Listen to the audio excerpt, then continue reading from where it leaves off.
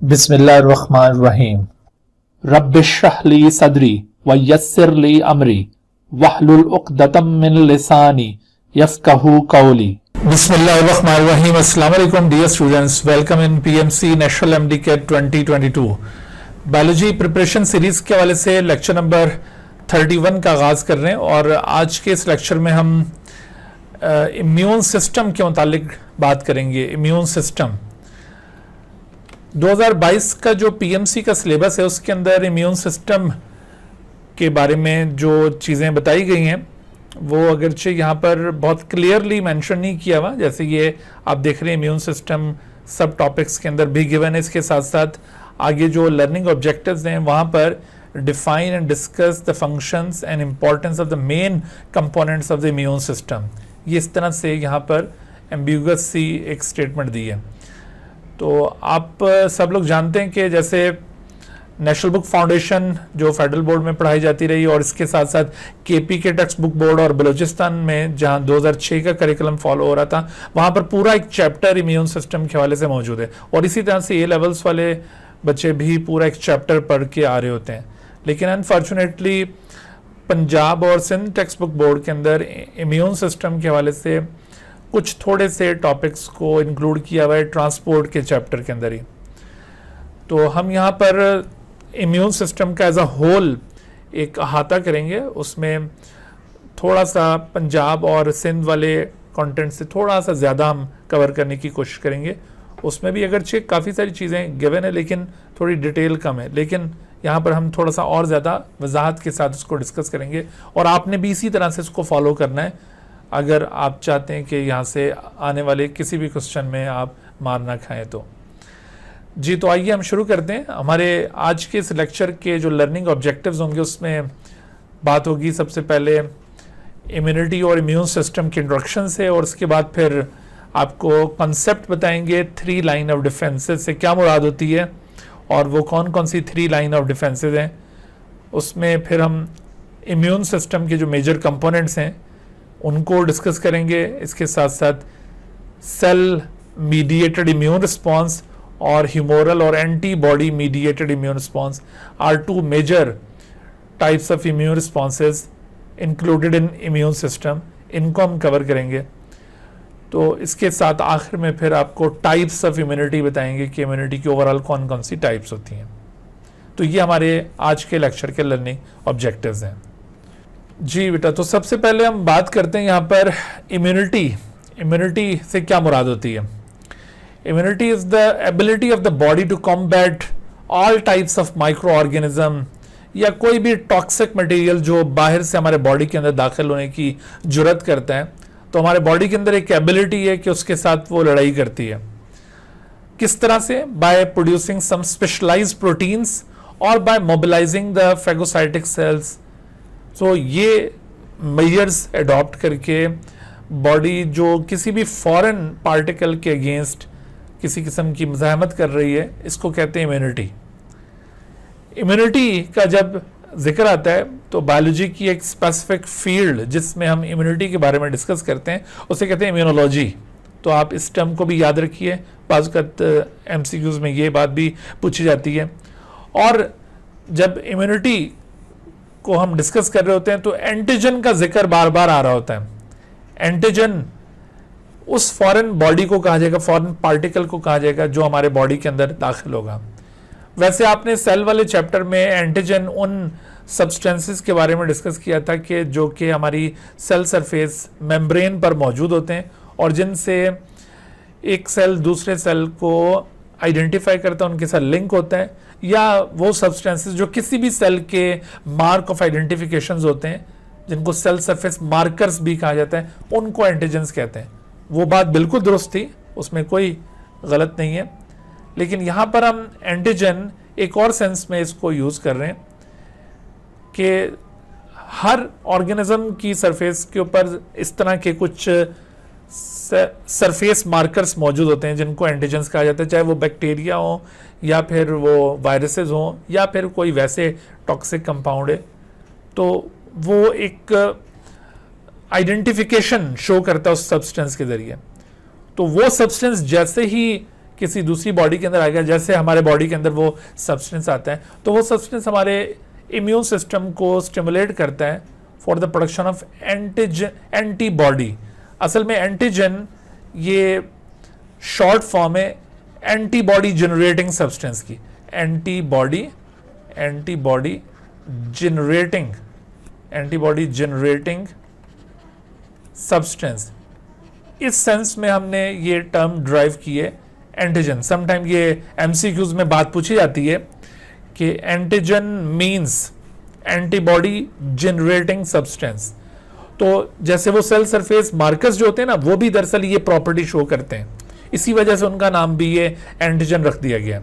असल में तो वो वैसे वो सेल सरफेस मार्कर्स थे, लेकिन चूंकि उनके अंदर भी ये एबिलिटी मौजूद है तो इस वजह से उनको भी एंटीजन का नाम दे दिया गया, क्योंकि वो भी अगर किसी दूसरे ऑर्गेनिज्म की बॉडी में चले जाएं तो वो उस दूसरे ऑर्गेनिज्म के इम्यून सिस्टम को स्टिमुलेट करेंगे to produce particular antibodies. Okay, so antigen को आपने अच्छी तरह से जहन में रखना है कि ये कोई भी फॉरेन पार्टिकल है, जिसका भी ये ऊपर डेफिनेशन में जिक्र हो रहा था कि वो कोई टॉक्सिक मटेरियल हो सकता है या कोई माइक्रो ऑर्गेनिज्म भी हो सकता है। और जो बॉडी के ये डिफेंस प्रोटीन्स प्रोड्यूस होंगी against this antigen, those defence proteins are called antibodies. Antibodies are the proteins, immunoglobulin type की प्रोटीन्स होती हैं, अभी डिटेल में हम इसको आगे फर्दर देखेंगे, which are produced by the human body, और ह्यूमन के अलावा दूसरे एनिमल्स भी इसको प्रोड्यूस करते हैं in response to a particular antigen. जो बॉडी के अंदर उसके लिहाज से एक खास किस्म का एंटीबॉडी प्रोड्यूस होगा जो कि फिर उसके साथ इंटरएक्ट करता है और उस एंटीजन को नकारा बनाता है। किस तरह से एंटीबॉडीज वर्क करते हैं ये अभी हमने डिटेल में आगे चलकर सीखना है।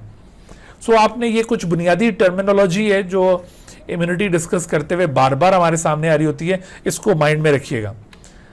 अच्छा, आखिर में आप देखो कि इम्यून रिस्पॉन्स, जब भी कोई फॉरेन पार्टिकल बॉडी के अंदर दाखिल होने की जुर्रत करता है और हमारा इम्यून सिस्टम हरकत में आता है, तो जो भी मेजर वो उस फॉरेन पार्टिकल के लिए अडॉप्ट करेगा, those measures will be called as immune responses.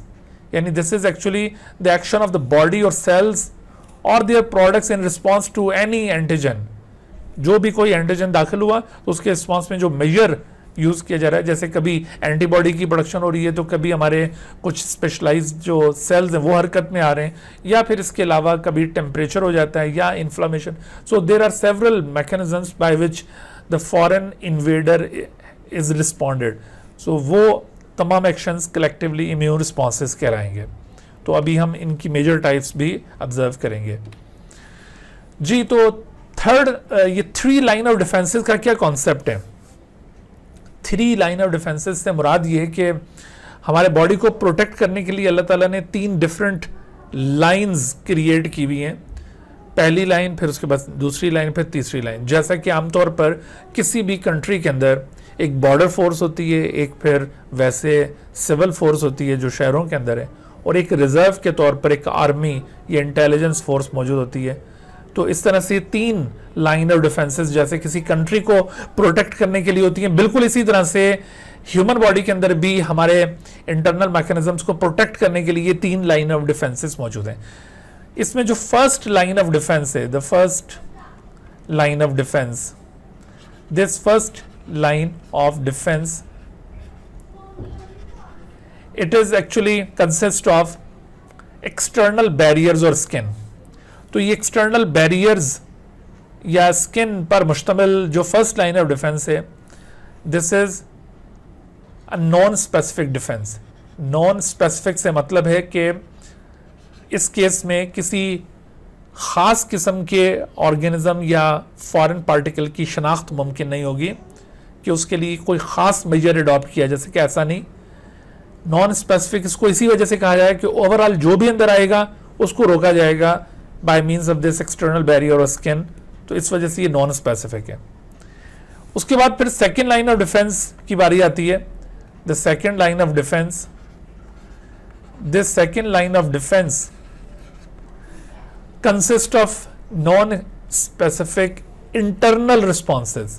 देखो, ये जो एक्सटर्नल बैरियर्स थे, ये स्किन यूं समझ ले कि ये बाउंड्री थी हमारी, बाउंड्री वॉल। जबकि अगर कोई चीज़ बाउंड्री वॉल से क्रॉस करके अंदर आ जाएगी तो फिर ये सेकेंड लाइन ऑफ डिफेंस उसको प्रोटेक्ट करेगी बॉडी को उस फॉरेन इन्वेडर के इफेक्ट से। तो इसके अंदर कुछ इंटरनल मैकेनिज्म्स इन्वॉल्व हो जाते हैं। लेकिन like the first line of defence, this second line of defence also shows a non specific defence. ये भी कोई खास किस्म के फॉरेन पार्टिकल के अकॉर्डिंग कोई स्पेसिफिक रिस्पॉन्स पर मुश्तमिल डिफेंस नहीं है, इस वजह से इसको भी नॉन स्पेसिफिक में ही इंक्लूड किया गया है। ठीक है, तो ये पहले दोनों डिफेंसेस ये नॉन स्पेसिफिक हैं, यानी ओवरऑल जो भी कोई अंदर आएगा उसको इनके जरिए रोका जाएगा। लेकिन फिर उसके बाद थर्ड लाइन ऑफ डिफेंस जो कि हकीकत में इम्यून सिस्टम पर मुश्तमिल है।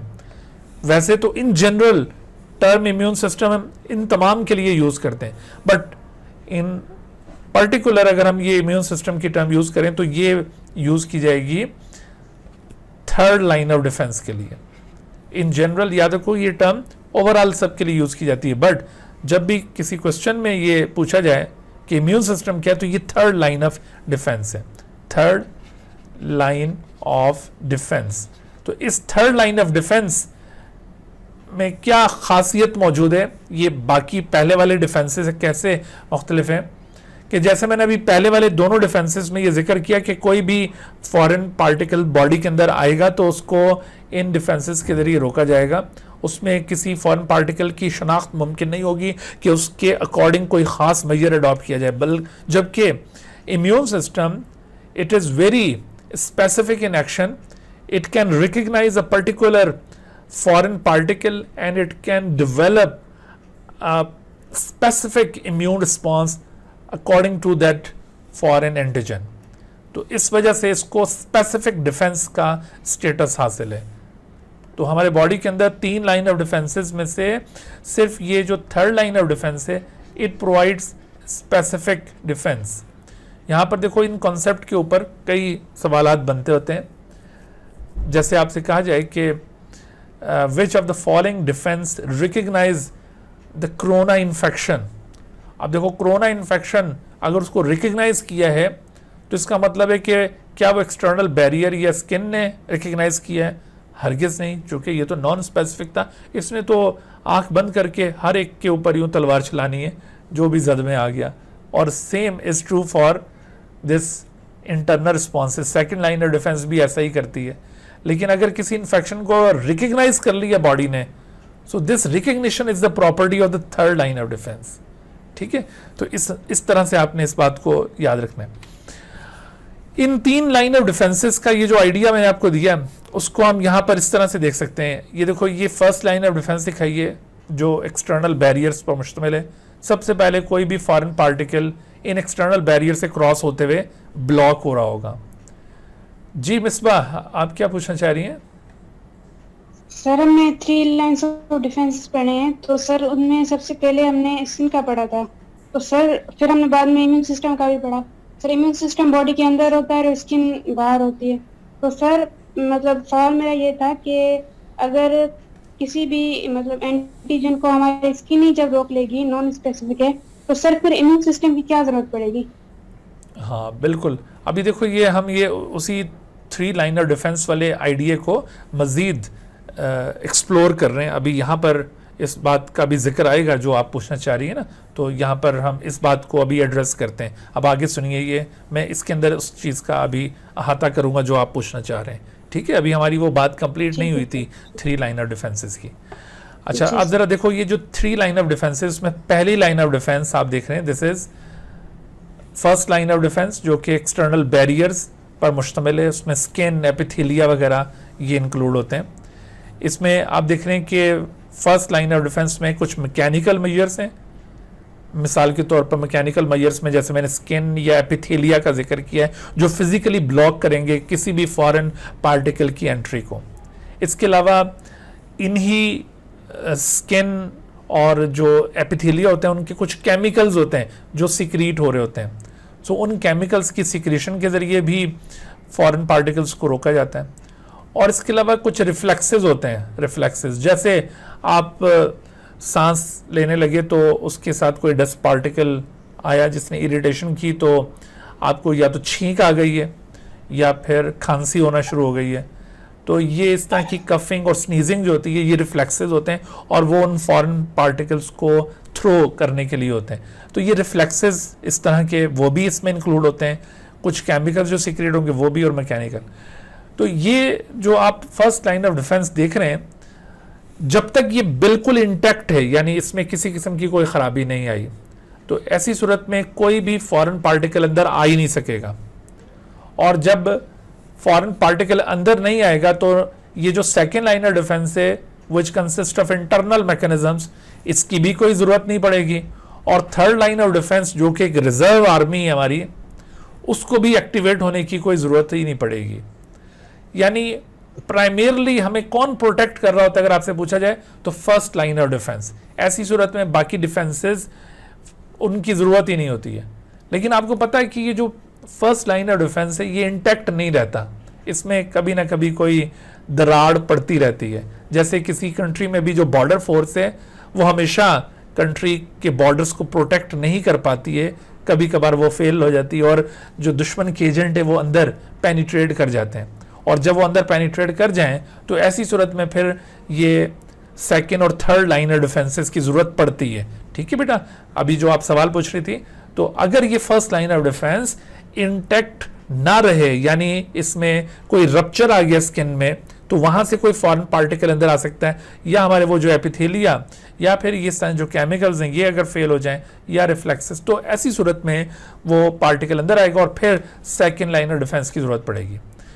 अच्छा, इसका मतलब ये बना कि फर्स्ट लाइन ऑफ डिफेंस सबसे पहले प्रोटेक्शन प्रोवाइड करेगी और उसके बाद फिर बारी किसकी आएगी, तो उसके बाद फिर बारी इन दोनों की आएगी।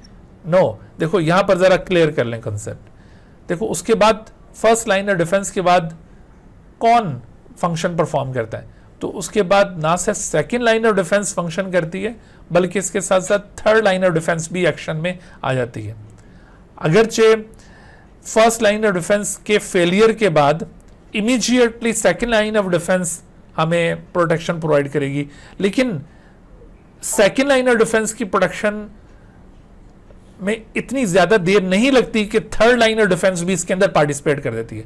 मेरा कहने का मतलब यह है कि जब भी कोई फॉरेन पार्टिकल अंदर आ गया तो अंदर आने के बाद ना सिर्फ ये सेकेंड लाइन ऑफ डिफेंस के कंपोनेंट्स हरकत में आ जाएंगे, बल्कि फौरन ही इतला थर्ड लाइन ऑफ डिफेंस को भी दे दी जाएगी कि ऐसा ना हो कि ये सेकेंड लाइन ऑफ डिफेंस कहीं फेल हो जाए तो लेने के देने पड़ जाए। ऐसी सूरत में थर्ड लाइन ऑफ डिफेंस को भी एक्टिवेट होना पड़ेगा। तो ये दोनों जो लाइन ऑफ डिफेंसेस हैं ये फिर साइमल्टेनियसली वर्क करती हैं, एक साथ ये काम कर रही होती हैं। ठीक है, जैसे हमारे मुल्क में भी जो पुलिस है वो अपना काम सरंजाम दे रही है और दूसरी तरफ जो इंटेलिजेंस या आर्मी है वो अपना काम सरंजाम दे रही है। ऐसा नहीं है कि वो इंतजार में बैठे रहें पुलिस फेल होगी तो फिर हम आगे आएंगे, वो अपने तौर पर अपना काम कर रहे होते। इसी तरह से यहाँ पर ये second line of defence and the third they work together, एक ही वक्त में काम हो रहा होगा इनका। तो अब इनको जरा सा हम डिटेल में लेके जाते हैं। देखिए फर्स्ट लाइन ऑफ डिफेंस में अभी जैसे मैंने आपको पॉइंट आउट किया कि स्किन इंक्लूड है, एपिथेलिया हैं जैसे digestive epithelium and respiratory epithelium, और कुछ केमिकल्स हैं और इसके साथ साथ रिफ्लेक्सेस। इसमें जो स्किन का हमने जिक्र किया, तो स्किन आप जानते हैं कि हमारी बॉडी का लार्जेस्ट ऑर्गन है। This is largest organ in our body, क्योंकि इसने पूरी बॉडी को कवर किया हुआ है, तो ये एक किस्म का ऑर्गन है और पूरी बॉडी के ऊपर ये फैला हुआ है। और जब तक ये स्किन इंटैक्ट है तो ये एक इम्पेनिट्रेबल बैरियर है अगेंस्ट द माइक्रोबियल इन्वेजन। ये स्किन अपने आप को कैसे इम्पेनिट्रेबल बैरियर साबित कर रहा है, तो स्किन में कुछ प्रॉपर्टीज आप देखिए। स्किन आप देख रहे हैं उसमें दो मेजर लेयर्स हैं, एपिडर्मिस ये सुपरफिशियल लेयर होती है आउटर मोस्ट, उसके नीचे फिर डर्मिस रीजन आ जाएगा। ये मेजर बल्ब है इसका, यानी मेजर जो पोर्शन है स्किन का वो डर्मिस पर मौजूद होता है। और फिर डर्मिस के नीचे एक फैटी लेयर प्रेजेंट होती है जिसको सबडर्मल फैटी लेयर कहते हैं, या समटाइम इसको हाइपोडर्मिस भी कहा जाता है। तो इसमें आप अगर गौर करें, सबसे पहले एपिडर्मिस का रोल अगर हम प्रोटेक्शन में मुलाहिजा करें तो एपिडर्मिस इसके अंदर कुछ सेल्स मौजूद होते हैं जिनके अंदर कैराटिन स्टोर होता है, कैराटिन प्रोड्यूसिंग सेल्स होते हैं, और जब कैराटिन एक खास हद से ज्यादा उनके अंदर प्रोड्यूस हो जाता है तो वो डेड हो जाते हैं। These cells are present superficially, बिल्कुल बैरूनी सतह पर मौजूद हैं। इनको कहते हैं dead keratinised keratinocytes, dead keratinocytes. आप कहेंगे कि अगर ये डेड है तो कैराटिन कैसे प्रोड्यूस करते हैं? कैराटिन एक फिब्रस प्रोटीन है, ये हमारे हेयर्स में भी कैराटिन मौजूद होती है, कैरेटिनोसाइट। तो डेड कैरेटिनोसाइट्स ये डेड कैराटिन प्रोड्यूस करने के बाद होते हैं, उससे पहले ये डेड नहीं होते। जब तक ये लिविंग है कैराटिन प्रोड्यूस किए जा रहे हैं, और एक खास हद से जब ये कैराटिन ज्यादा हो जाएगी तो ऐसी सूरत में अब इनकी डेथ हो जाएगी। तो ये जो डेड कैराटिनोसाइट्स हमारी सुपरफिशियल सरफेस पर मौजूद हैं, ये ऊपर से झड़ते भी जाते हैं, गिरते जाते हैं, नए सेल्स उनकी जगह लेते रहेंगे।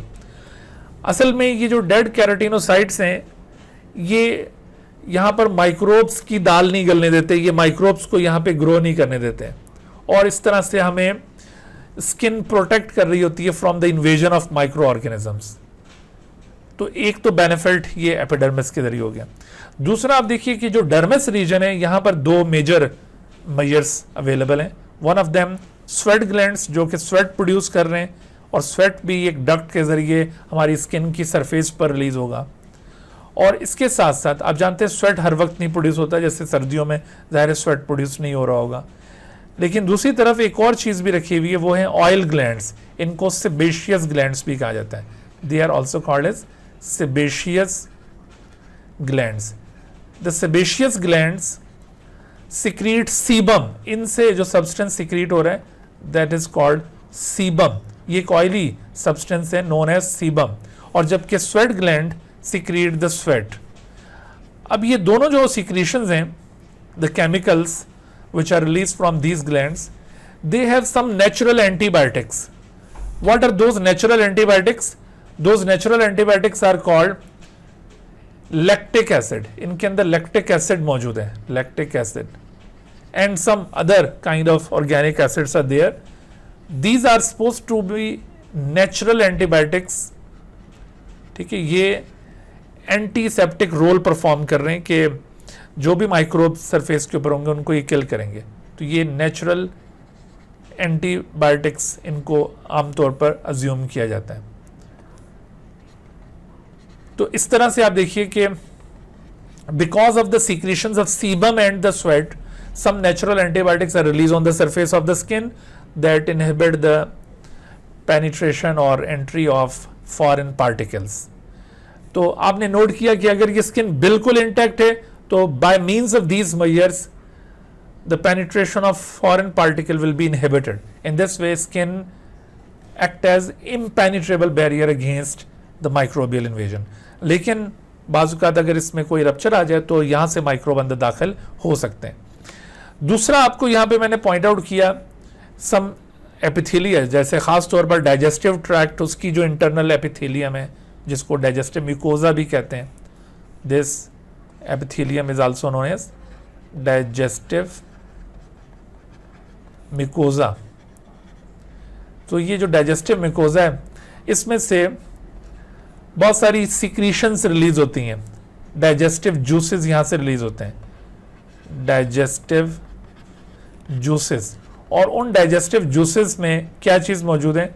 उन digestive juices में कुछ तो एंटीसेप्टिक कंपाउंड्स डायरेक्टली मौजूद हैं, एंटीसेप्टिक कंपाउंड्स। मिसाल के तौर पर जैसे आपने सोडियम बाइकार्बोनेट्स पढ़े थे, ये हमारे सलाइवा में भी मौजूद होते हैं, पैंक्रियाटिक जूस में भी। तो सोडियम बाइकार्बोनेट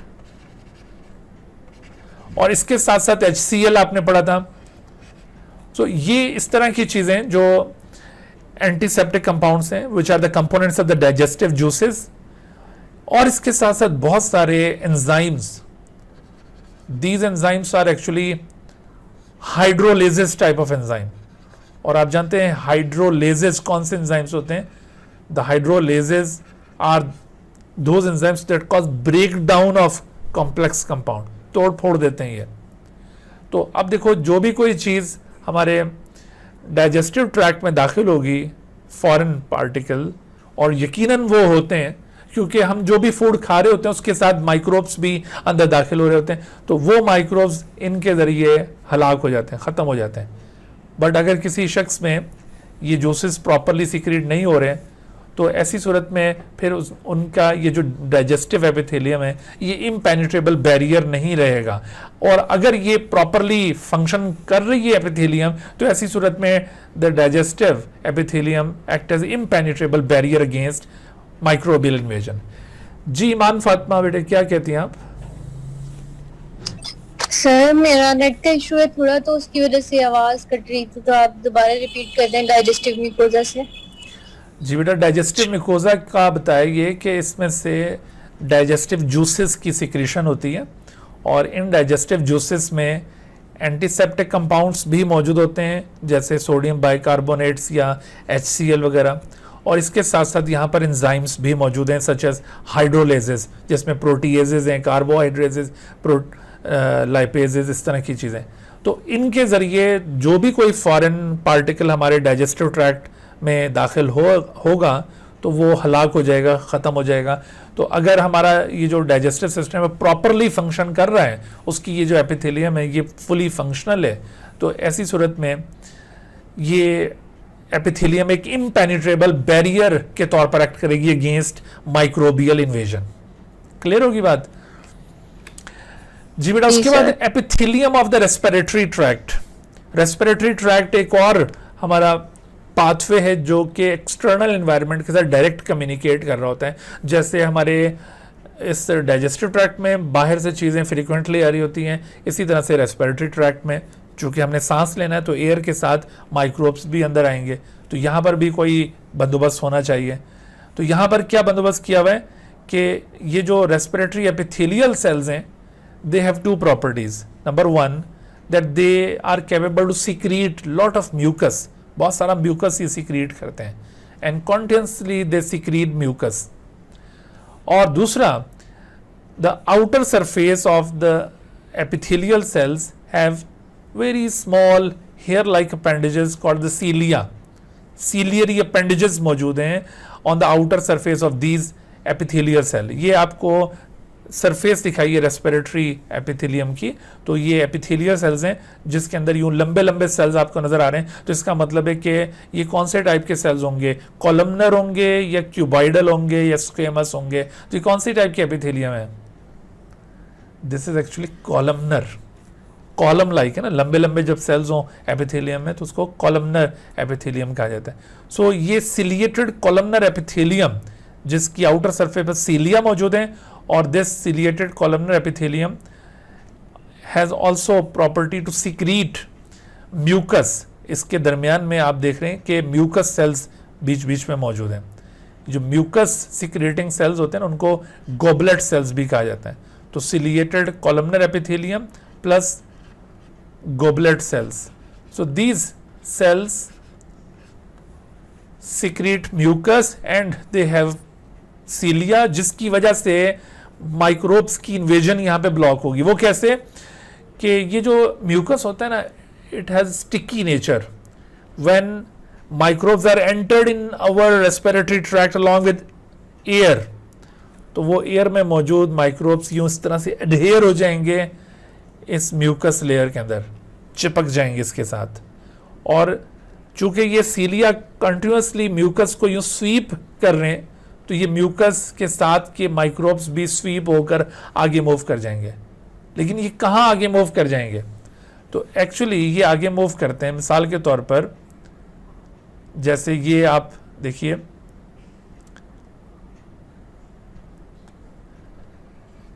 हाँ जी, तो ये मिसाल के तौर पर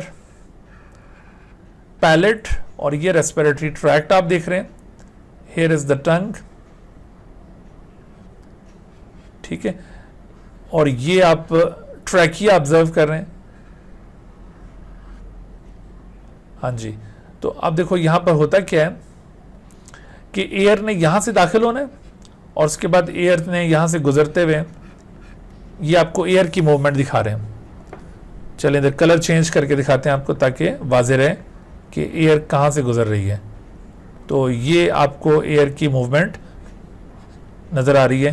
तो एयर के साथ माइक्रोब्स भी मौजूद हो सकते थे और वो माइक्रोब्स यहां पर मौजूद सिलिएटेड एपिथेलियम ने अपने साथ अडहेयर कर लिए और सीलिया उन माइक्रोब्स को स्वीप कर रहे हैं, म्यूकस को स्वीप कर रहे हैं। किस डायरेक्शन में? तो ये जो एयर की डायरेक्शन है इसके साथ साथ ये म्यूकस भी मूव करता है। बाज़ वक़्त जब ये किसी इन्फेक्शन की सूरत में म्यूकस की सिक्रेशन ज्यादा हो जाती है ना और बहुत डाइल्यूट म्यूकस बनना शुरू कर देता है, तो ऐसी सूरत में ये सीलिया फेल हो जाते हैं उनको स्वीप करने में और वो म्यूकस बाहर गिरना शुरू कर देता है, जिसको हम कहते हैं जुकाम हो गया।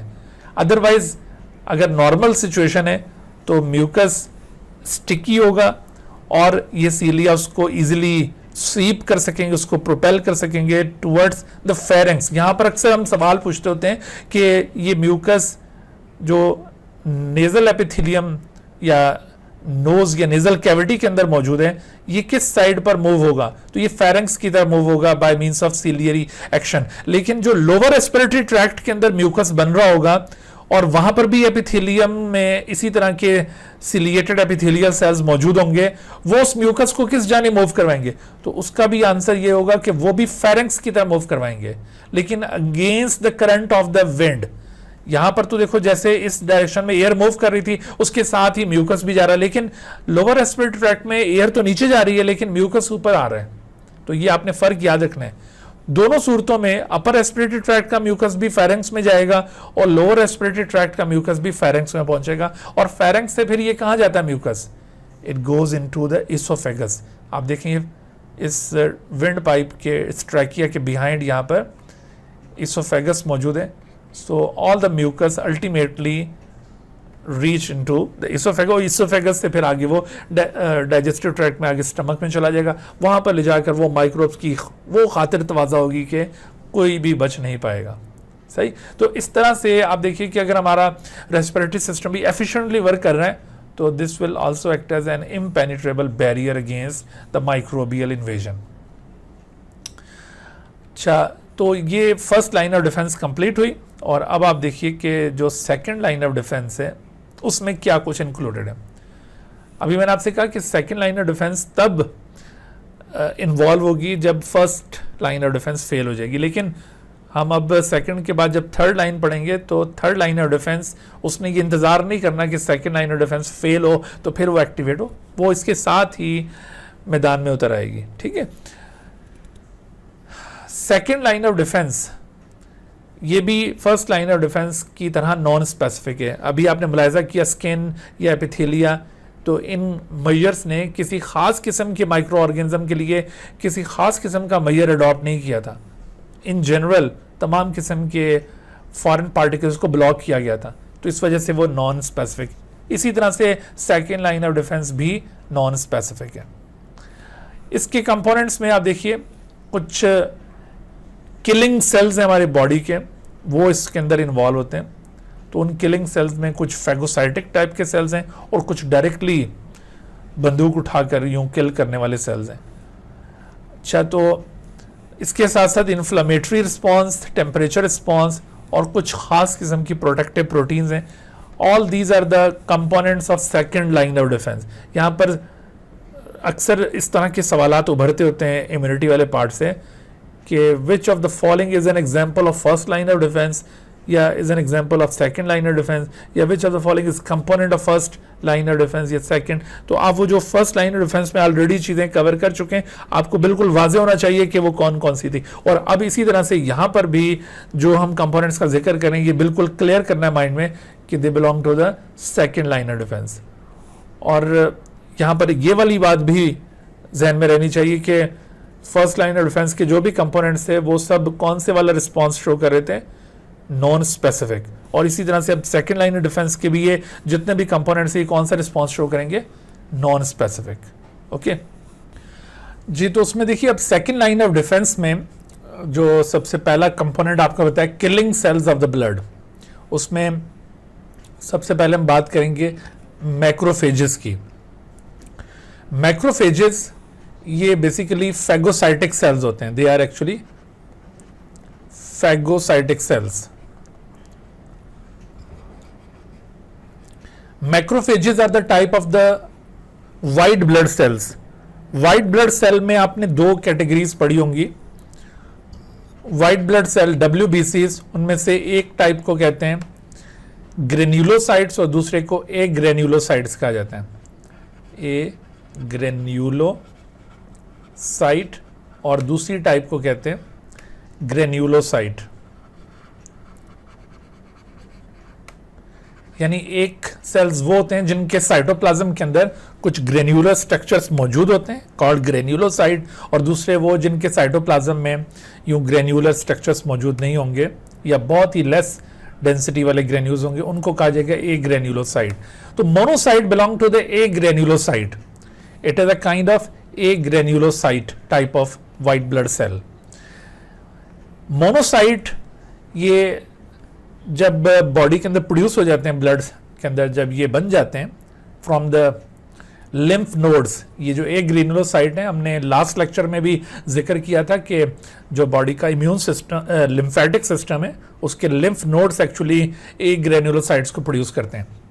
सो they are produced by the lymph nodes और उसके बाद फिर ये ब्लड के अंदर दाखिल हो जाते हैं। ब्लड में ये ज्यादा देर तक स्टे नहीं करते, they stay in the blood just for 10 to 20 hours and then they are released into tissue intercellular spaces। ठीक है, ये ब्लड में ज्यादा देर तक स्टे नहीं करेंगे, they stay in blood just 10 to 20 hours और उसके बाद फिर ये टिश्यू की इंटरसेलुलर स्पेसेस में दाखिल हो जाते हैं, where they are matured into a large size cell which are called macrophages। इसी वजह से नाम इनका मैक्रोफेज रख दिया कि मोनोसाइट्स के मुकाबले में इनका साइज काफी बड़ा हो चुका होगा। So these macrophages are actually originated from the monocyte. ये बात अक्सर MCQ में पूछी जाती है कि macrophages are the derivatives of what, या मैक्रोफेजेस आर ओरिजिनेटेड फ्रॉम, तो आपने मैक्रोफेजेस का ओरिजिन मोनोसाइट से याद रखना है।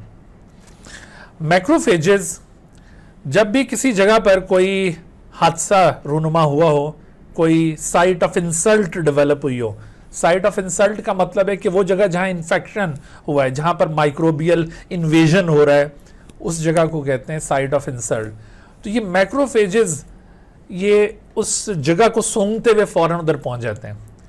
सूंघते हुए से मतलब है कि कीमोटैक्टिकली, असल में वो जो साइट ऑफ इन्फेक्शन होती है ना, वहां से कुछ किस्म के केमिकल सिग्नल्स रिलीज हो रहे होते हैं। Those chemical signals actually attract these macrophages.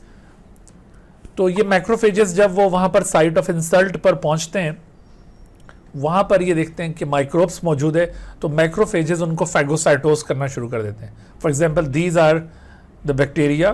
ठीक है, बैक्टीरिया ये फॉरेन पार्टिकल्स, और मैक्रोफेजेस ने उस साइट ऑफ इन्फेक्शन पर जाकर इनको फैगोसाइटोस किया।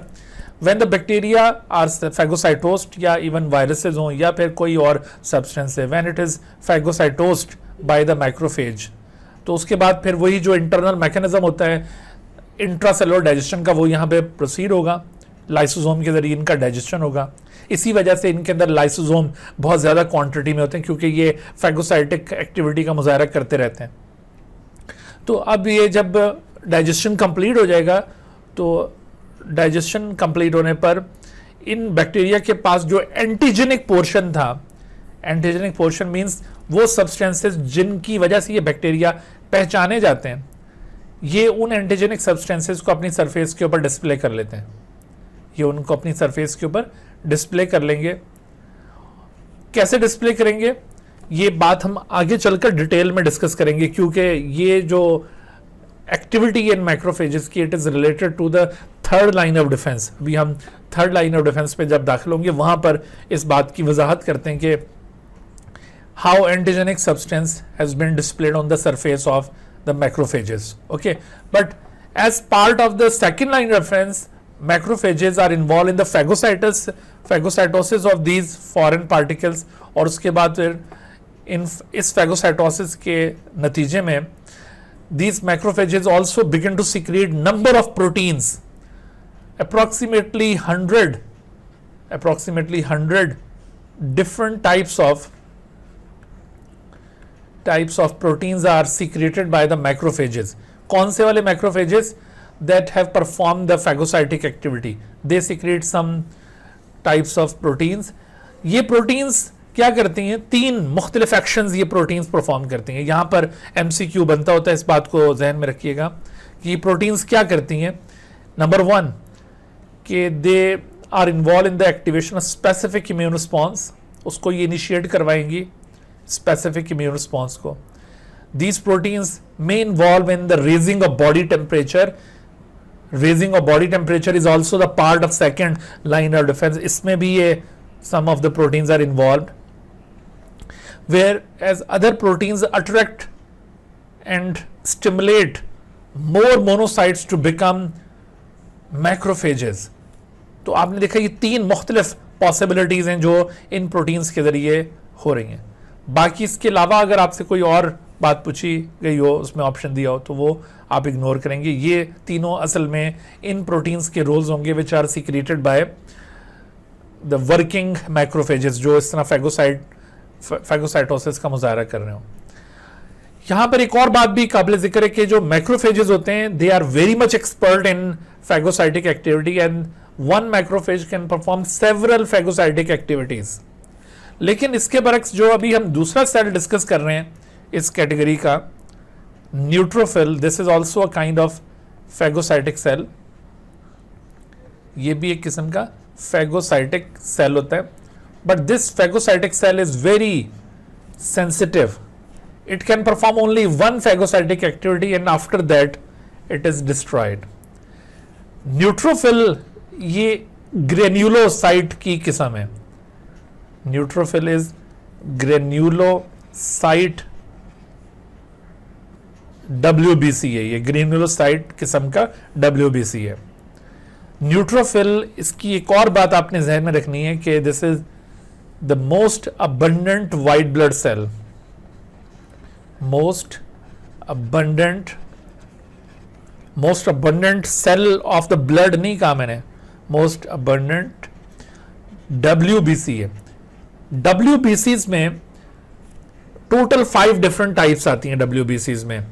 3 उसमें ये ग्रेन्यूलोसाइट्स होते हैं जैसे न्यूट्रोफिल्स, इसिनोफिल्स, बेसोफिल, और 2 ग्रेन्यूलोसाइट्स हैं लाइक मोनोसाइट्स एंड लिम्फोसाइट्स। तो सबसे ज्यादा जो नंबर WBCs में जिस सेल का है वो ये न्यूट्रोफिल्स हैं। They are approximately 62% of total what? Total blood cells या total WBCs? Total WBCs। Remember, यहां पर ये बात भी अक्सर MCQs में पूछी जाती है और गलती हो जाती है यहां पर। तो ये 62% ऑफ टोटल WBCs हैं neutrophils and therefore they are supposed to be most abundant WBCs।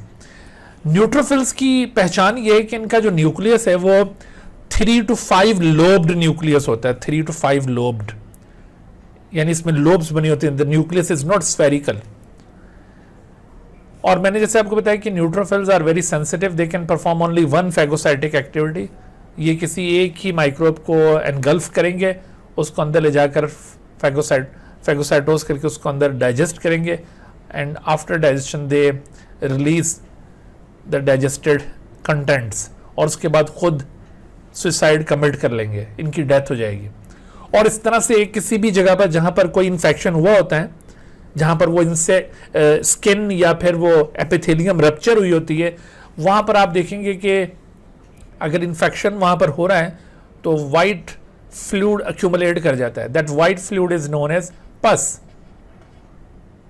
जो कि एक वाइटिश किस्म का फ्लूइड डेवलप हो रहा है at the site of infection. This whitish fluid mainly contain which type of cells? So it mainly contains the neutrophils. हालांकि चंद एक मैक्रोफेजेस भी यहाँ पर जामे शहादत नोश करेंगे, लेकिन ज्यादा नंबर जिन सेल्स का यहाँ पर आपको मिलेगा जिन्होंने अपनी जान दी होगी अपनी पूरी बॉडी को बचाने के लिए, वो ये न्यूट्रोफिल्स होंगे। ओके, तो ये न्यूट्रोफिल्स की स्टोरी थी। अच्छा, इसके अलावा देखो कुछ इसके अलावा नेचुरल किलर सेल्स भी यहाँ पर काम करते हैं, नेचुरल किलर सेल्स। तो अब ये जो नेचुरल किलर सेल्स हैं वो क्या करते हैं? तीसरा, killing cells of the blood के अंदर natural natural killer cells. Natural killer cells, this term is used for another kind of the white blood cell, also known as cytotoxic T cell. T cell दरअसल ये T lymphocyte की किस्म है. अभी हम lymphocyte आगे चलकर पढ़ेंगे. lymphocyte mainly involved in the third line of defense, लेकिन lymphocyte की ये जो किस्म है cytotoxic T cell, ये नेचुरल किलर सेल के तौर पर as part of second liner defence भी काम करते हैं और इसके साथ साथ ये थर्ड लाइनर डिफेंस के अंदर भी इन्वॉल्व होते हैं. लिहाजा इनके ऊपर भी एक सवाल बनता होता है कि which of the following component is not only involve in second liner defence but also involve in the third line of defence. तो उसमें आपने इन साइटोटॉक्सिक टी सेल को याद रखना है. और जो मैक्रोफेजेस का भी मैंने जिक्र किया था, मैक्रोफेजेस भी दरअसल थर्ड लाइनर डिफेंस में पार्टिसिपेट करेंगे इन the activation of the T cells. तो इस तरह से वो भी इन्वॉल्व होते हैं दोनों में. तो ये भी दोनों में इन्वॉल्व हो रहे हैं. नेचुरल किलर सेल्स या cytotoxic T cell, they are different from the earlier two type of WBCs जो इस डिफेंस रिस्पॉन्स में हिस्सा ले रहे थे. वो इस तरह से कि ये फैगोसाइटिक सेल्स नहीं है, they are non phagocytic cells. These are non phagocytic cell. इससे पहले वाले दोनों सेल्स के बारे में क्या प्रॉपर्टी आपको बताई कि वो दोनों फैगोसाइटिक इन नेचर थे, लेकिन ये फैगोसाइटिक इन नेचर नहीं है. इनका तरीका वारदात मुख्तलिफ है. ये क्या करते हैं कि जहां पर किसी जगह पर कोई इन्फेक्शन हुआ हो, फर्ज कीजिए कि कोई इन्फेक्टेड बॉडी सेल है. ये इस डायग्राम को फिलहाल इग्नोर कर दें, ये डायग्राम अभी आगे एक और चीज़ के साथ लिंक्ड है, ठीक है, तो इसको फिलहाल इग्नोर कर दें. हाँ जी, तो इसमें देखो कि ये क्या करते हैं, ये जो भी कोई इन्फेक्टेड बॉडी सेल होता है, for example this is infected body cell जिसमें कोई इन्फेक्शन हो चुका है, इन्फेक्टेड बॉडी सेल, या अगर कोई अपनी ही बॉडी का सेल बगावत पर उतर आए, मसलन जैसे कोई कैंसरस सेल बन जाए, कोई सेल कैंसर उसके अंदर डेवलप हो जाए तो वो कैंसरस बन जाए, तो इन्फेक्टेड बॉडी सेल या फिर कोई कैंसरस सेल, तो ये इस तरह के सेल्स को निशाना बनाते हैं. ऐसा सेल जिसमें इन्फेक्शन हो चुका है, जिसमें कोई फॉरेन बॉडी घुसी हुई है, या फिर जो बॉडी का अपना सेल किसी किस्म की बगावत करना शुरू कर दिया उसने बॉडी के अंदर, वो बाल पैदा कर रहा है, यानी कैंसरस सेल, तो ये उसको जाके अटैक करेंगे. और वहां पर जाकर ये क्या अटैक करेंगे, वहां पर असल में ये इन सेल्स को जाकर ताने देना शुरू कर देते हैं कि तुम मर जाओ, तुम इन्फेक्टेड हो, या तुम कैंसरस हो, तुम्हारी ज़रूरत नहीं है, बॉडी नुकसान उठा रही है. तो वो ताने इस तरह के होते हैं कि असल में ये कुछ केमिकल सिक्रीट करते हैं उन सेल्स के ऊपर. Those chemicals are called granzymes.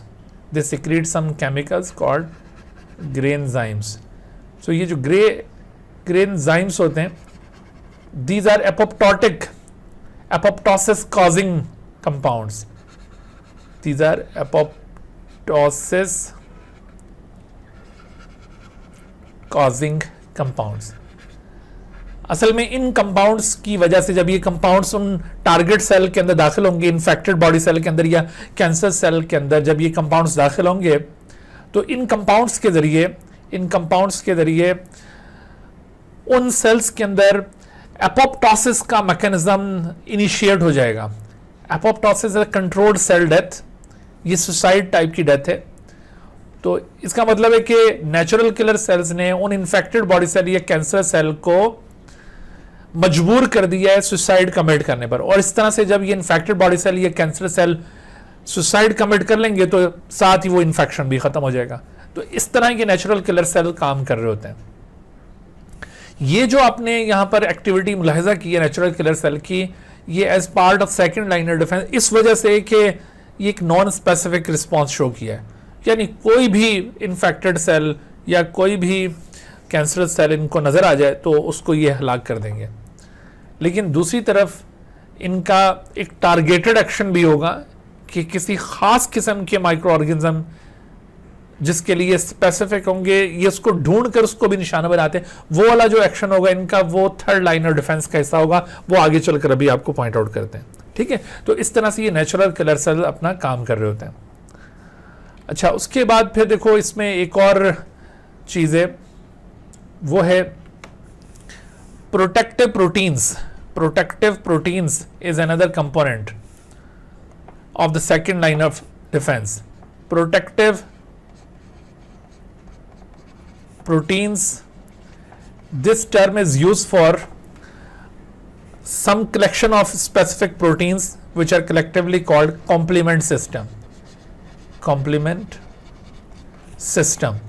Complement system is इन प्रोटीन्स की कलेक्शन को इस वजह से नाम दिया गया है, actually this system complements the immune system. Complement करने का मतलब ये है कि ये इम्यून सिस्टम को फेवर करते हैं या उनको हेल्प आउट करते हैं, इस वजह से इनको कॉम्प्लीमेंट सिस्टम कहा जाता है। तो ये जो कॉम्प्लीमेंट सिस्टम है, ये तकरीबन कोई 30 डिफरेंट टाइप ऑफ प्रोटीन्स पर मुश्तमिल ये सिस्टम है। Approximately 30 different type of proteins पर मुश्तमिल ये सिस्टम है। और ये सिस्टम इस वजह से इसको कह रहे हैं कि actually they have very well coordination among them. इसके अंदर जो इसकी टाइप 1 होगी, type 1, that type 1 is activated, इसकी पहले एक्टिवेशन होगी। जैसे कोई इंफेक्शन होता है बॉडी में तो ये टाइप 1 इसकी एक्टिवेट होगी। As a result of activation of type 1, type 2 will be activated. तो इस तरह से ये टाइप 2 इसकी एक्टिवेट होगी और वो फिर आगे अगली टाइप और उससे अगली टाइप और उससे अगली टाइप, इस तरह से ये 1 बाय 1 आगे ये एक्टिवेट होती चली जाती हैं। और अपॉन एक्टिवेशन ये प्रोटीन्स क्या करती हैं, these proteins are actually synthesised by the liver और उसके बाद फिर ये इधर रिलीज हो गई हैं। ये अब अपॉन एक्टिवेशन जब इन्फेक्शन होगा तो उसके बाद अब ये जब एक्टिवेट होगी तो अब ये करेंगी क्या, तो इनके मल्टीपल एक्शंस हैं। जैसे ये एंटीबॉडीज के रोल को भी फैसिलिटेट करती हैं, अभी आगे चलकर वो रोल आप देखेंगे इनका। इसके अलावा इनका जो एक बड़ा प्रोमिनेंट रोल है वो है the form membrane attack complexes. जी संदलीन, क्या कह रही हैं आप? सर ये पॉइंट फिर एक्सप्लेन कर दें, एक्टिवेशन वाला। जी बेटा, देखो ये जो कॉम्प्लीमेंट सिस्टम है प्रोटेक्टिव प्रोटीन्स पर मुश्तमिल, approximately 30 different type of proteins जो लिवर के अंदर सिंथेसाइज होती हैं and they are released in the blood in inactive state. ये ब्लड के अंदर यूं सर्कुलेट हो रही हैं और इनएक्टिव हैं, but whenever an infection has been developed at a particular region, तो उस इन्फेक्शन की सूरत में, उस इन्फेक्शन के केस में ये प्रोटीन एक्टिवेट हो जाती हैं। और जैसे ही प्रोटीन एक्टिवेट होगी, इसकी जो टाइप 1 होगी, इसको अलग अलग कैटेगरीज में यूँ डिवाइड किया हुआ है, टाइप 1 टाइप 2 इस तरह से करके। तो जो टाइप 1 है वो जब एक्टिवेट होगी वो फिर टाइप 2 को एक्टिवेट करेगी, फिर टाइप 2 टाइप 3 को एक्टिवेट करेगी, and 1 by 1 all of them will be activated. यानी एक किस्म का यूँ कैस्केड ऑफ इवेंट्स शुरू हो जाता है। कैस्केड कहते हैं यूँ, ऐसे लगातार काफ़ी सारे इवेंट होना शुरू हो जाएं तो इसको कैस्केड कहते हैं। जैसे वो आबशार होती है ना, कैस्केड, तो ये उसी तरह से यहाँ पर कैस्केड ऑफ इवेंट्स यहाँ पर शुरू हो जाएगा। एक दूसरे को, दूसरी तीसरे को, तीसरी चौथे को यूँ एक्टिवेट करती जाएगी। In this way all these proteins will be activated and upon activation they will perform different jobs. उसमें से एक जो इंपॉर्टेंट जॉब है इनका एक इंपॉर्टेंट रोल वो यहाँ पे हम पॉइंट आउट कर रहे हैं। वो क्या है, that they are involve in the development of membrane attack complexes, form membrane attack complexes. Membrane attack complexes. What are these membrane attack complexes? Membrane attack complexes, जैसे इसकी एग्जांपल है पोरिन या परफोरिन। परफोरिन समटाइम्स को porin भी कहते हैं और perforin भी कहते हैं। तो ये परफोरिन एक मेम्ब्रेन अटैक कॉम्प्लेक्स है। इसके अंदर यूं several proteins of complement system participate करती हैं। एक प्रोटीन वो दूसरी के साथ जुड़ेगी, दूसरी तीसरे के साथ, तीसरी चौथे के साथ, और उसके बाद फिर ये सारी प्रोटीन्स आकर जो भी कोई पार्टिकल है, कोई फॉरेन इन्वेडर है, उसके अंदर ये इम्बैड हो जाएंगी। और जब वहां पर इम्बैड होंगी तो इस तरह से एक होल क्रिएट हो जाएगा उसके अंदर। तो ये आप देख रहे हैं, ये different complement proteins, one by one upon activation they combine together to make a membrane attack complex. तो ये membrane attack complex ये दरअसल वो परफोरेंस हैं, ठीक है। तो इन परफोरेंस की वजह से होगा ये कि वो जो फॉरेन पार्टिकल है वो पंक्चर हो जाएगा, वो पंक्चर हो जाएगा, और ऐसी सूरत में जब वो पंक्चर हो जाता है तो ऐसी सूरत में water and salts diffuse into the bacterium. Otherwise ये जो बैक्टीरियम था वो इन वाटर और साल्ट्स को अपटेक नहीं कर रहा था, but when these membrane attack complexes are embedded in the wall, due to this water and salts diffuse into the bacterium through these holes, और इस तरह जब यहाँ पर वाटर और साल्ट्स दाखिल होंगे तो बैक्टीरिया बस्ट कर जाएंगे, bacteria swells and eventually burst, और वो हलाक हो जाएंगे। सो ये आपने एक इफेक्ट देखा, इस तरह के और भी कई एक इफेक्ट्स हैं जो कॉम्प्लीमेंट प्रोटीन्स शो कर रही होती हैं, जिनका यहाँ पर अहाता करना मुश्किल है। बहरहाल आपने सिर्फ ये इस हद तक इसको याद रखना है। सर जी बेटा। सर जो ग्राम नेगेटिव बैक्टीरिया में पोरिन प्रोटीन होते हैं उनको हम परफोरिन कह सकते हैं, क्योंकि यहाँ पे तो कह सकते हैं।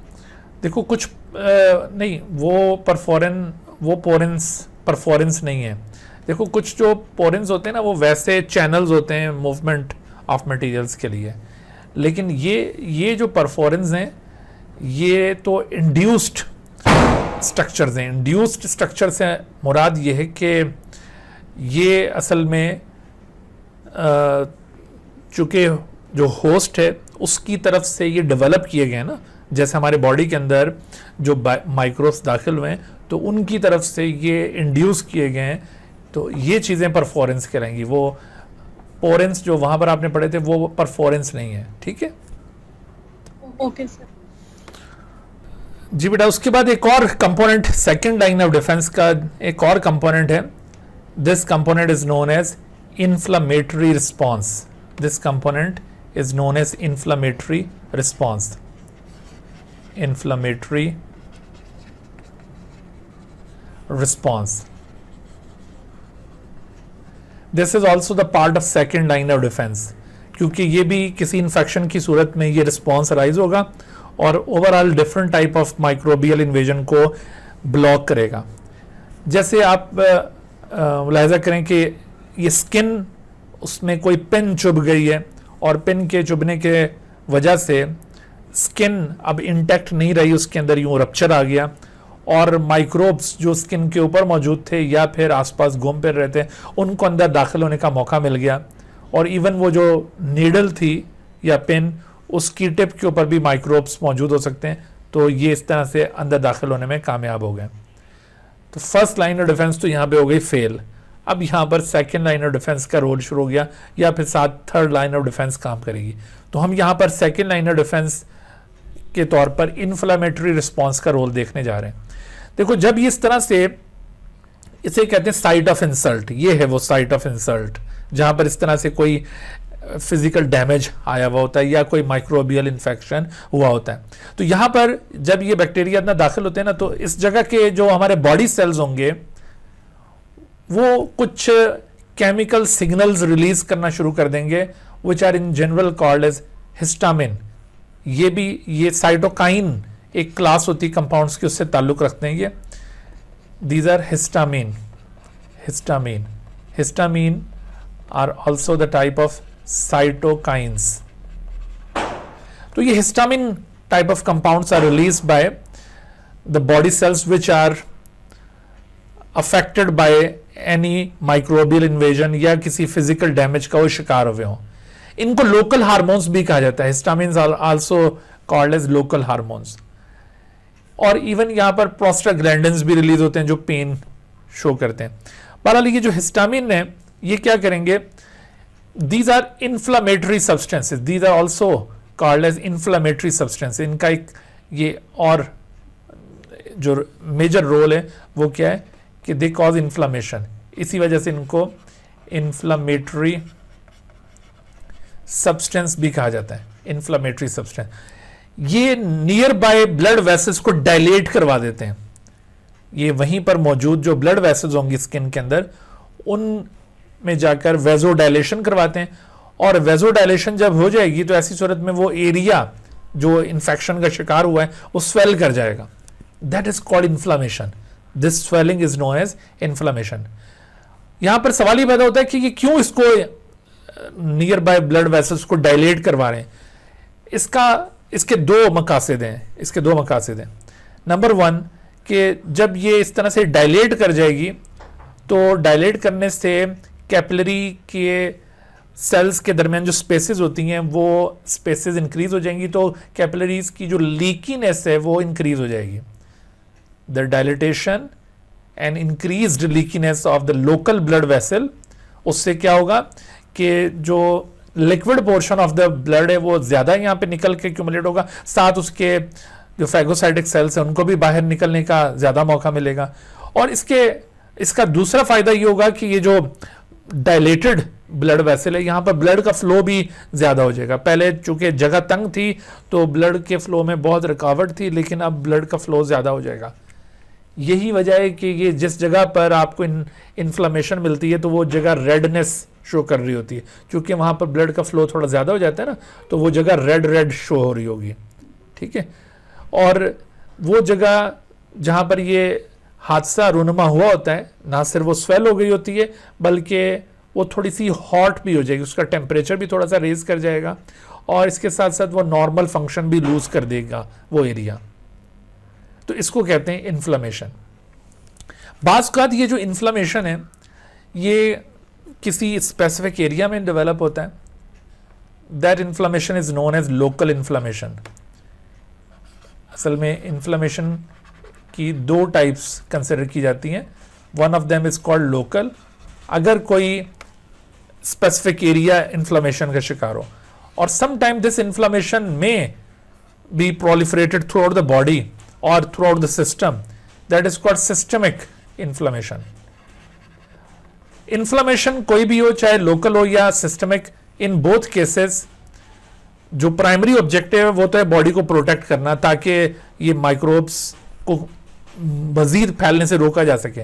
लेकिन चूंकि इन्फ्लामेशन जिस जगह पे भी डेवलप हुई होती है तो वहां पर नॉर्मल फंक्शन चूंकि स्टॉप हो चुका होता है उस दौरान में, और टेम्परेचर भी बॉडी का उस जगह पर रेज्ड होता है, तो इस वजह से ये डिसएडवांटेजियस भी है. लिहाजा इन्फ्लेमेशन को ज्यादा देर तक एक्सेप्ट नहीं किया जाता, तो बॉडी अपने तौर पर ही इसको खत्म करने के लिए मेजर्स भी अडॉप्ट करती है. जैसे कुछ एंटी इन्फ्लेमेटरी सब्सटेंसेस हैं which are secreted bye eosinophil. एक और टाइप के सेल्स हैं नॉन एज इसिनोफिल्स. तो ये eosinophils they secrete some anti inflammatory substances, और उन एंटी इन्फ्लेमेटरी सब्सटेंसेस से इन्फ्लेमेशन फिर ख़त्म भी होना शुरू हो जाती है. और अगर ये ख़त्म ना हो तो हम खुद से फिर एंटी इन्फ्लेमेटरी ड्रग्स प्रोवाइड करते हैं, जैसे ब्रोफेन और इस तरह के दूसरे जो ड्रग कंपाउंड्स हैं वो इस इन्फ्लेमेशन को ख़त्म करेंगे ताकि बॉडी दोबारा रिकवर कर सके. तो आपने देखा कि इन्फ्लेमेशन ये एक एस्पेक्ट इसका बेनिफिशियल था और दूसरा इसका हार्मफुल भी हो सकता है. हार्मफुल कौन सा है कि उस जगह पर चूंकि टेम्परेचर रेज हो जाता है तो नॉर्मल बॉडी फंक्शन लॉस हो जाता है. These are harmful aspects of the inflammation. तो आपने ये हार्मफुल एस्पेक्ट्स को और जो यूजफुल एस्पेक्ट्स दोनों में तमीज रखनी है.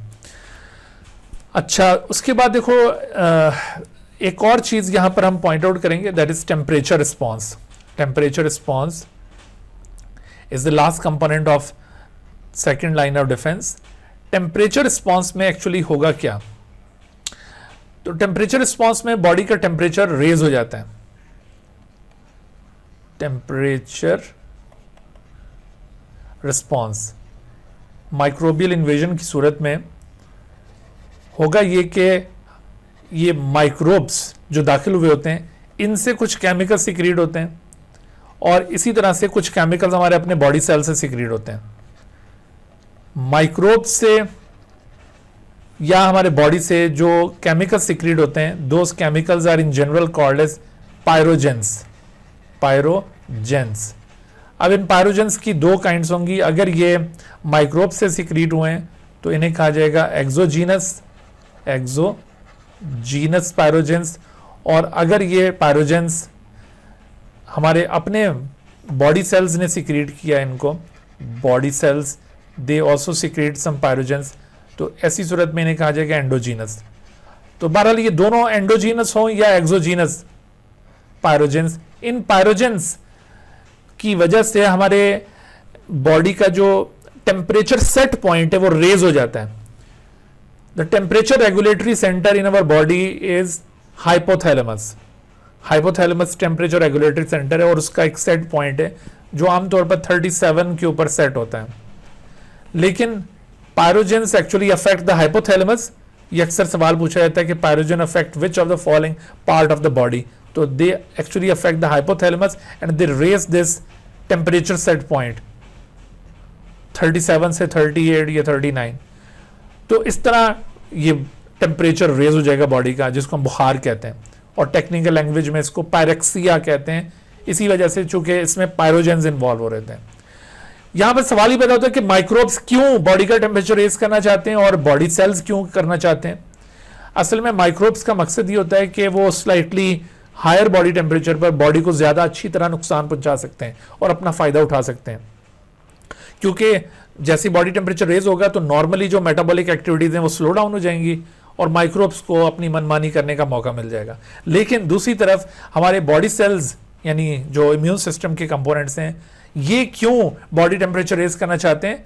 दरअसल हमारे इम्यून सिस्टम के सेल्स में अल्लाह ताला ने ये एडाप्टेबिलिटी रखी है कि नॉर्मल बॉडी टेम्परेचर के मुकाबले में वो हायर टेम्परेचर के ऊपर ज्यादा एफिशिएंटली वर्क करते हैं और वो माइक्रोब्स को रोकते हैं। अगर उनके अंदर ये अडाप्टेशन ना होती तो जब भी ये माइक्रोब्स आते और बॉडी का टेम्परेचर रेज होता तो ये तो बेचारे कोलैप्स कर जाते हैं। लेकिन इनके अंदर अल्लाह ताला ने ये एबिलिटी रखी है कि they can work efficiently at slightly higher temperature than normal body temperature, और इस वजह से ये बॉडी टेम्परेचर को रेज करना चाहते हैं ताकि आने वाले माइक्रोब्स को किल कर सकें। यूं दोनों तरफ से जब ये पायरोजन सीक्रेट होते हैं और बॉडी टेम्परेचर काफ़ी रेज कर जाता है तो बाज़ औक़ात इसका नुकसान भी होता है। इन्फ्लामेटरी रिस्पॉन्स की तरह इसका भी एक एस्पेक्ट डिसएडवांटेजियस है, यानी अगर ये पायरेक्सिया ज़्यादा देर तक परसिस्ट करेगा, बुखार ज़्यादा देर तक रहेगा, तो ऐसी सूरत में चूंकि ओवरऑल मेटाबॉलिज्म स्लो डाउन हो जाएगा तो डेथ भी कॉज हो सकती है। लिहाजा एक हद से ज़्यादा जब बुखार बढ़ने लगता है तो फ़ौरन वो ठंडे पानी की पट्टियाँ रख के बुखार कम करने की कोशिश की जाती है या फिर एंटी पायरेटिक ड्रग्स वगैरह दी जाती है जैसे पैनाडोल वगैरह, ताकि बुखार को कंट्रोल किया जा सके। तो आपने देखा कि ये जो टेम्परेचर रिस्पॉन्स था ये भी एक लिहाज से बॉडी को प्रोटेक्ट कर रहा था, तो दूसरी तरफ इसका नुकसान भी था। बहरहाल ये भी ओवरऑल जो डिफरेंट टाइप के माइक्रो ऑर्गेनिजम्स हैं उनकी एंट्री को ब्लॉक करने के लिए रिस्पॉन्सिबल है। क्लियर होगी बात। तो ये सारी चीज़ें सेकंड लाइनर डिफेंस से रिलेटेड थी। तो हमने आज के इस लेक्चर के अंदर फर्स्ट और सेकंड लाइनर डिफेंस को थॉरली कंप्लीट कर लिया है। बुक से भी आप इन पॉइंट्स को रीड कीजिए, अगर कोई एक आध बात रह गई हो तो उधर से भी उसको आप कवर करें। इंशाल्लाह फिर नेक्स्ट लेक्चर के अंदर हम थर्ड लाइनर डिफेंस को डिटेल के साथ एक्सप्लोर करेंगे। Dear viewers, thank you for watching this video.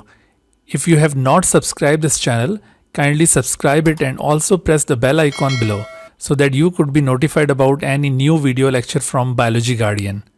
And also do not hesitate to ask any question regarding this lecture. My contacts are shown on the screen. Thank you once again.